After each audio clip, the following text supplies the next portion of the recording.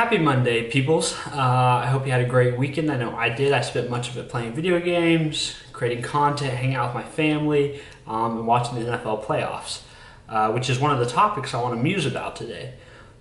This is the second episode in my segment / show series that I'm doing called Musing on Monday, which is basically just random reflections by me on personal stuff, professional stuff, pop cultural stuff. It's kind of a mixed bag, smorgasbord.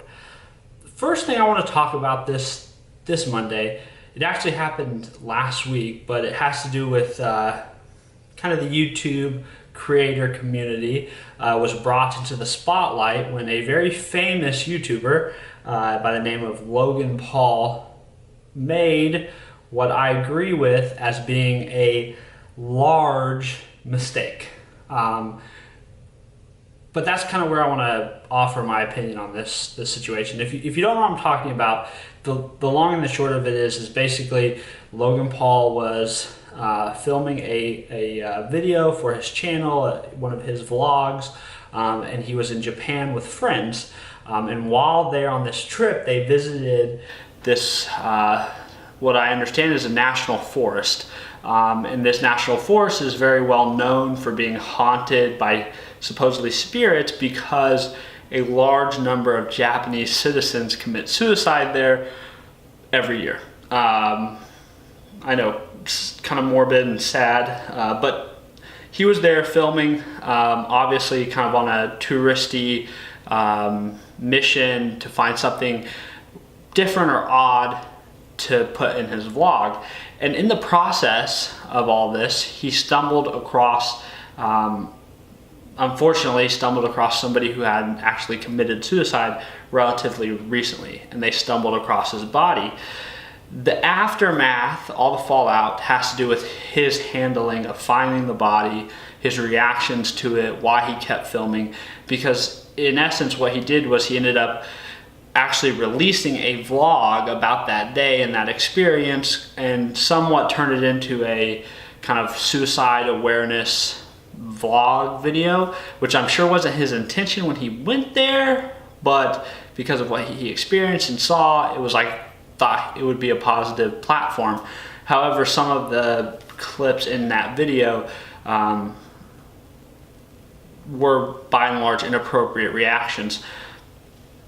However, if you've seen the video, if you haven't taken the time to watch the video, you really should, because some people have pulled it down from YouTube and have been re-uploading it without the gory parts of it, so it stays up. But if you watch it, you really can get a sense for the raw surrealness that him and his friends are experiencing. Is kind of this weird shock and awe. They don't really know what to say or do, but they're still filming, so he still kind of has his character-esque personality going, and that leads him to react and laugh and say some things that are largely inappropriate. That being said, I think that as human beings we have a tendency to sit in our glass houses and throw stones. While I think that what Logan Paul's decision to edit that video and then upload it, considering his large audience and reach, was a mistake, I think a lot of us have done some bad things in our life, some mistakes we made that we feel bad about, that we feel guilty about, that we've sought repentance and forgiveness for. However, those mistakes weren't made on a stage in which his was made because of his success, because of his celebrity. And I just, whenever I hear somebody screw up like that, I always think to myself, how can I be the one to judge or cast stone? Like I said, I don't necessarily condone it, but I think that Logan has made apology videos. He has made comments that he shouldn't have done it. He took the video down. All these things show that he is repenting for that mistake. And I think as our job as human beings is to say, thank you for apologizing. Thank you for acknowledging that it was inappropriate. And then on the flip side, be able to empathize and understand and get that the fact that this guy is a 22-year-old kid, and in this weird, awkward experience, he just made a bad judgment call. that's my 2 cents. I'm a big believer in forgiveness and grace and love. So I guess I would just urge you to be careful to not throw stones sitting in the glass house. On a less serious note, moving on to topic number 2, I wanted to bring up was that kind of tied into how I spent my weekend watching the NFL playoffs. The LA Rams did, in fact, lose their playoff game, which really sucked. I was really, really hopeful, top scoring offense in the league. I thought, sure as heck, if they lose a game, it's going to be because somebody just flat out outscores them. It turned out to be that the fact that they just really couldn't find their rhythm, and then when they finally found the rhythm, they were just too far behind to really play their game. And their game really is built off the back of Todd Gurley's ability to stretch the field both vertically and laterally.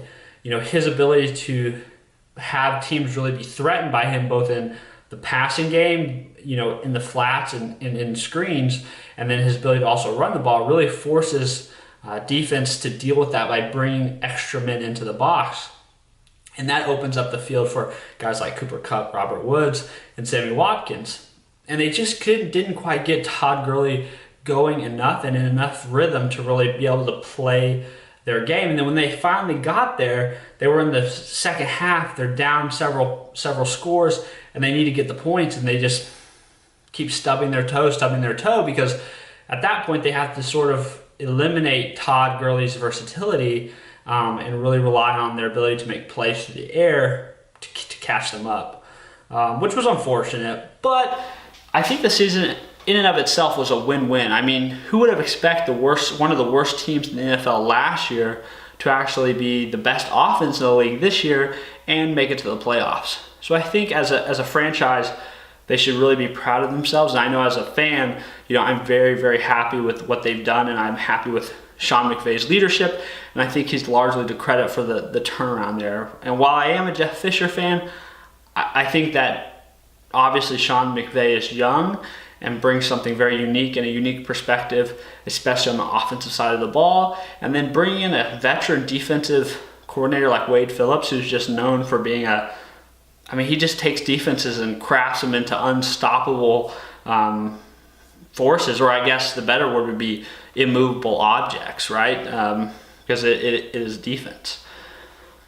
Some things I'm looking forward to is I'm really looking forward to seeing what Les Snead, which is the GM for the Rams, and Sean McVay come up with for this draft class. I think they're 2 really smart guys, very keen in on getting the right people for the right job, which I think is the key when it comes to selecting personnel for the team. It's not so much getting the star player, because that star player may not fit well inside your scheme. And I think that's why Bill Belichick has succeeded so well in New England is, he picks guys that fits what he wants to do both defensively and offensively. He doesn't go after, supposedly all-star players and then try to build a scheme around them. That being said, his scheme is largely built around the fact he has Tom Brady, but that developed after the fact. I mean, he brought Tom Brady, stepped on the field, showed what he could do, and then that became part of, I think, Belichick's scheme and philosophy, and he built people around that, with Tom Brady being kind of the center. And I hope that the Rams do that. I'm very, very excited to see how this draft plays out for them. Kind of like side note, maybe you guys will find this interesting.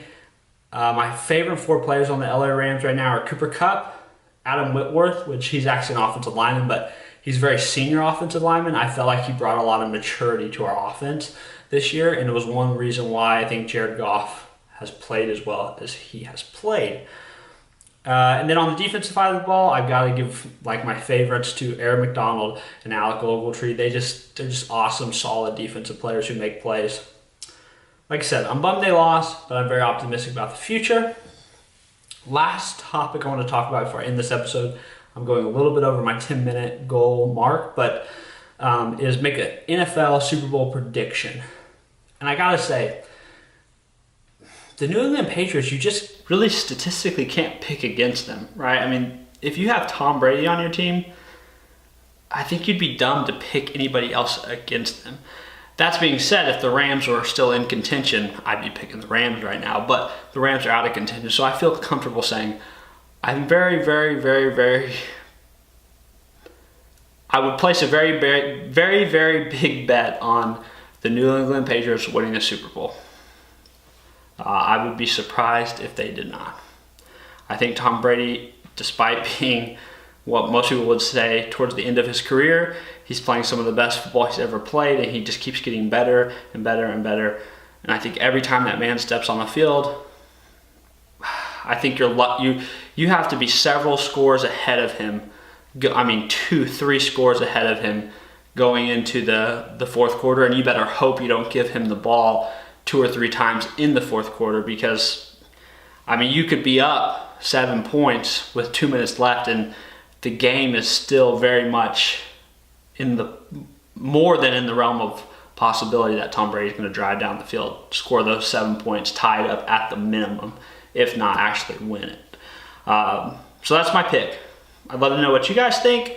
I hope you enjoyed this episode. I hope you like what I'm doing with my content. It's a little bit different. This is more formal and structured compared to like my vlogs.